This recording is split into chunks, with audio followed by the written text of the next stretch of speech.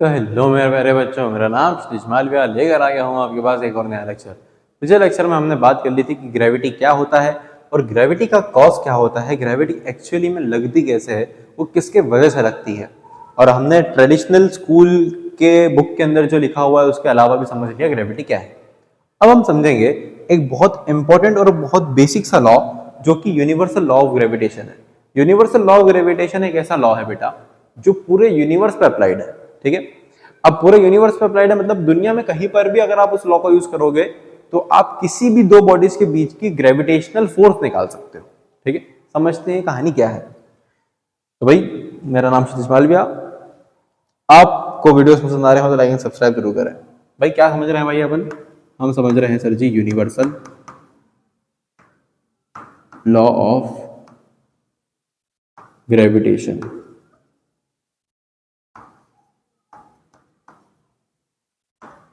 ठीक है,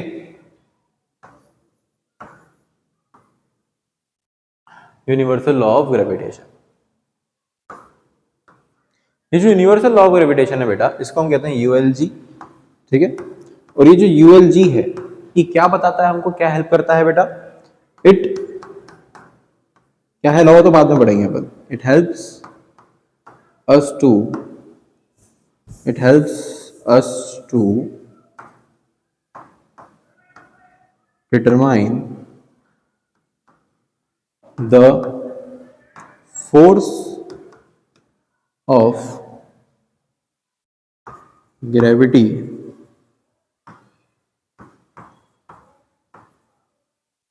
between any two bodies. अब बॉडीज कैसी होनी चाहिए? Having mass. ठीक है, ये एक ऐसा लॉ है बेटा जो दुनिया में यूनिवर्स में कहीं पर भी अगर दो मासेस है, दो बॉडीज जिनके पास मास है, उनके बीच में कितनी फोर्स ऑफ ग्रेविटी लग रही होगी ये बताने में हेल्प करता है। यूनिवर्सल क्यों कहते हैं? क्योंकि पूरे ब्रह्मांड में ये कहीं पर भी एप्लीकेबल है, पूरे यूनिवर्स में एप्लीकेबल है, इसलिए यूनिवर्सल लॉ ऑफ ग्रेविटेशन कहलाता है। ठीक है, अब ये लॉ बनना है एक बहुत बेसिक ऑब्जर्वेशन के ऊपर, बहुत बेसिक से लॉजिक के ऊपर। देखो भाई, मैं बोलूं मान लो कि ये मास एक m1 है और ये एक मास m2 है। ठीक है, इनके बीच का मैं डिस्टेंस बोल देता हूं ये x है। लॉजिकल बात, कोई दिक्कत नहीं। अब मुझे बताओ कि फोर्स ऑफ ग्रेविटी का कॉज क्या है, किसकी वजह से लगती है फोर्स ऑफ ग्रेविटी? सर मास की वजह से लगती है। मतलब अगर मैं मास बढ़ाऊंगा, लॉजिकल सी बात बोलना, मास बढ़ाऊंगा तो फोर्स ऑफ ग्रेविटी बढ़ेगी कि कम होगी? बोले सर फोर्स ऑफ ग्रेविटी बढ़ जाएगी, क्योंकि फोर्स ऑफ ग्रेविटी का कॉज मास है, तो कॉज को बढ़ाएंगे तो फोर्स ऑफ ग्रेविटी बढ़ेगी। मतलब क्या बोलते हो भाई? अगर मैं ये इन दोनों के बीच में फोर्स ऑफ ग्रेविटी लगा रहा हूं कि इन दोनों के बीच में फोर्स ऑफ ग्रेविटी कितना लग रहा है, तो अगर मैं m1 बढ़ाऊंगा तो फोर्स बढ़ेगा सर, अगर मैं m2 बढ़ाऊंगा तो फोर्स सर बढ़ेगा। ठीक है, मतलब F जो है ये प्रोपोर्शनल है m1 के और फोर्स ऑफ ग्रेविटी प्रोपोर्शनल है m2 के। दोनों ही फोर्सेस की अगर दोनों के बीच में फोर्स ऑफ ग्रेविटी लगाना है तो इसका इसके ऊपर, इसका इसके ऊपर, बात एक ही है। ठीक है, तो अगर मैं इसको बढ़ाऊंगा तो भी फोर्स बढ़ेगा, इसको बढ़ाऊंगा तो भी फोर्स बढ़ेगा, इनके बीच की फोर्स निकाल रहा हूं मैं। ठीक है, अब इन दोनों का फोर्स अगर बढ़ रहा है मतलब ये दोनों प्रोपोर्शनल है भाई, एक के बढ़ने से अगर दूसरा ही बढ़े तो प्रोपोर्शनल का रिलेशन होता है ना। अगर मुझे इसको क्लब करके लिखना है तो भाई कैसे लिखूंगा मैं कि F प्रोपोर्शनल है m1 m2 के। अब m1 m2 का मैंने क्या कर दिया बेटा, यहाँ पे प्रोडक्ट कर दिया। क्या कर दिया? प्रोडक्ट, यानी मल्टीप्लाई कर दिया। मतलब मैं ये बोल सकता हूँ कि अगर दो बॉडीज के बीच में फोर्स ऑफ ग्रेविटी निकाल रहा हूँ तो दोनों मासेस का प्रोडक्ट कर दो, उसके प्रोपोर्शनल आएगी फोर्स ऑफ ग्रेविटी। लॉजिकल बात है भाई, क्योंकि कॉज ऑफ ग्रेविटी ही मास है। ठीक है, तो पहला इसका स्टेटमेंट ही होता है कि दुनिया में अगर कोई दो मासेस है m1 m2, उनके बीच में डिस्टेंस x है, तो force of gravity will be proportional to the product of their masses. क्यों होता है प्रोडक्ट ऑफ देयर मासेस? क्या आप समझ में आया? क्योंकि mass is the cause of gravity, mass बढ़ेगा तो फोर्स इवेंचुअली बढ़ेगा, कर्वेचर बढ़ेगा स्पेस का। लॉजिकल बात। अब मान लो इसके बीच में डिस्टेंस x था। अब मैंने क्या कर दिया है कि इन बॉडीज को, एक को यहां रख दिया और एक को अब यहां रख दिया है। ठीक है, इनके बीच का जो डिस्टेंस था मैंने वो डिस्टेंस को इंक्रीज कर दिया है। ठीक है, अब अट्रैक्शन का फोर्स बढ़ेगा कि कम हो जाएगा? लॉजिकल बात बताओ। ठीक है, अरे भैया अगर साथ में बैठे हैं अपन पसंदीदा औरत के तो अट्रैक्शन ज्यादा होगा कि भाई 10 दो दूसरे शहर में रहना है तो अट्रैक्शन बढ़ेगा भाई। पास रहेंगे तो बढ़ेगा, ठीक है, गलत रास्ते में नहीं जाना बेटा, ठीक है। तो भाई फोर्स ऑफ ग्रेविटी डिस्टेंस बढ़ने से बढ़ेगा कि कम होगा? अट्रैक्शन का जो फोर्स है वो डिस्टेंस बढ़ने से बढ़ेगा कि कम हो जाएगा? बोले सर कम हो जाएगा क्योंकि डिस्टेंस बढ़ रहा है। अब यहां पर डिस्टेंस जो है m1 का m2 से कितना है सर x, m2 का m1 से कितना है? अरे सर y। अरे भाई पगले, m1 से m2 का अगर x है, खंडवा से इंदौर का अगर डिस्टेंस 10 किलोमीटर है तो इंदौर से खंडवा कितना होगा? 10 होगा ना भाई साहब। तो m1 से m2 x, m2 से m1 x। अब दोनों के इफेक्ट को आपको काउंट करना है, दोनों के इफेक्ट को काउंट करना है तो हम क्या कर देंगे इसका x into x x square. जैसे कि यहाँ पर दोनों का मास का काउंट करना था तो मल्टीप्लाई करा था, यहाँ पर भी डिस्टेंस के केस में मल्टीप्लाई करेंगे x into x x square. दिक्कत यह है कि मास के केस में तो प्रोपोर्शनल रिलेशन था, लेकिन डिस्टेंस के केस में कैसा है? इनवर्सली प्रोपोर्शनल रिलेशन है, क्योंकि डिस्टेंस बढ़ रहा है फोर्स कम हो रही है, डिस्टेंस कम हो रहा है फोर्स बढ़ रही है, और दोनों के इफेक्ट को गिनना है इसलिए एक्स स्क्वायर लगा दिया। तो दूसरा स्टेटमेंट आ गया इसका कि भैया force is inversely proportional to square of distance between them. इसको इनवर्स स्क्वायर लॉ भी बोलते हैं, क्योंकि स्क्वायर के inversely proportional, inverse square law. आई बात समझ में? मल्टीप्लाई करके स्क्वायर क्यों आया समझ में आया? क्योंकि जिस तरीके से m1 इंटू m2 करा वैसे ही x1 मतलब x इंटू एक्स करा, x into x x square हो गया। x x क्यों आया? क्योंकि डिस्टेंस सेम था भाई, a से लेके b तक का डिस्टेंस y है 2 है, तो b से a का भी 2 ही होगा, ठीक है। अब इन दोनों को अगर मैं क्लब कर दूंगा तो मुझे यूनिवर्सल लॉ ऑफ ग्रेविटेशन से एक फॉर्मूला मिलेगा, ठीक है।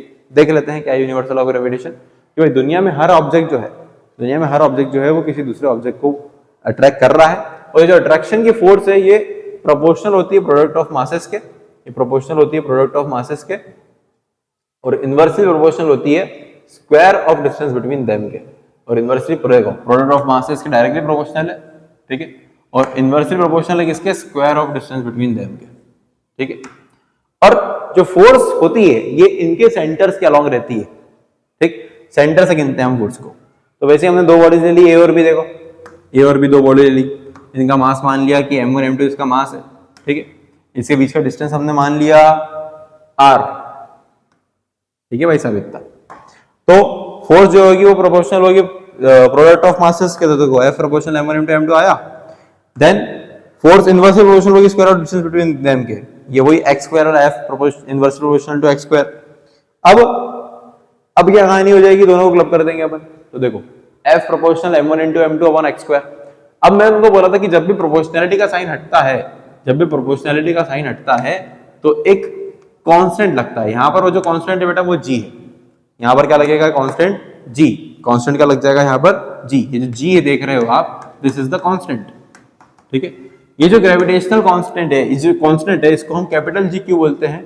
क्योंकि इसको हम कहते हैं universal gravitational constant, universal gravitational constant, ये होता है कैपिटल G। और ऐसे फॉर्मूला बन जाता है कि F is equal to G m1 m2 upon r square, जहां पे m1 m2 वो मासेस हैं जो जिनके बीच में आप ग्रेविटी निकाल रहे हो, r उनके बीच का डिस्टेंस है, और g होता है ग्रेविटेशनल कांस्टेंट। इसकी वैल्यू मेरे प्यारे बच्चों फिक्स होती है 6.67 into 10 to the power -11 newton metre square पर किलोग्राम स्क्वायर, ठीक है। ये इसकी वैल्यू याद रखिएगा, ये फिक्स होती है वैल्यू, ठीक है। क्लियर हो गई इतनी बात? समझ में आया? अब ये फोर्स ऑफ ग्रेविटी की कुछ बात समझ लो कि भाई दुनिया के अंदर सबसे वीकेस्ट फोर्स होता है, ठीक है, सेंटर्स के अलोंग एक्ट करता है, मास और डिस्टेंस पे डिपेंड करता है, अट्रैक्टिव नेचर का होता है, म्यूचुअल होता है, दोनों की वजह से लगता है, ठीक है। और ये एक इनवर्स स्क्वायर लॉ है, क्योंकि यहाँ पर इनवर्स बोला था ना कि force is inversely proportional to square of distance between them, इसलिए इसको इनवर्स स्क्वायर लॉ भी बोलते हैं, ठीक है। एक तो हो गया यूनिवर्सल लॉ ऑफ ग्रेविटेशन और इनवर्स स्क्वायर लॉ, ठीक। तो फोर्स ऑफ ग्रेविटी का फॉर्मूला आपको समझ में आ गया होगा बेटा। फोर्स ऑफ ग्रेविटी का फॉर्मूला क्या है? F is equals to G m1 m2 upon r square, ठीक है। F is equals to G m1 m2 upon r square, F is equals to G m1 m2 upon r square, ठीक है। अब g का भाई unit कैसे निकालते हैं वो भी देख लेते हैं। g is equals to F r square divide में मल्टीप्लाई में जाएगा, m1 m2 नीचे आएंगे। अब g की यूनिट क्या होगी? फोर्स की न्यूटन, r एक तरीके का डिस्टेंस है इसलिए मीटर स्क्वायर लगा, kilogram into kilogram kilogram square, इसलिए मैंने बोला था कि न्यूटन मीटर स्क्वायर पर kilogram square, newton metre square पर किलोग्राम स्क्वायर। और ये वैल्यू याद रखिएगा फिक्स है कि 6.67 into 10 to the power -11 is the value of gravitational constant. Next lecture में हम ग्रेविटेशनल कांस्टेंट को समझेंगे मेरे प्यारे बच्चों की, ग्रेविटेशनल कांस्टेंट क्या होता है। और आगे बढ़ेंगे चैप्टर के अंदर। वीडियोस पसंद आए तो लाइक एंड सब्सक्राइब करें। Thank you very much.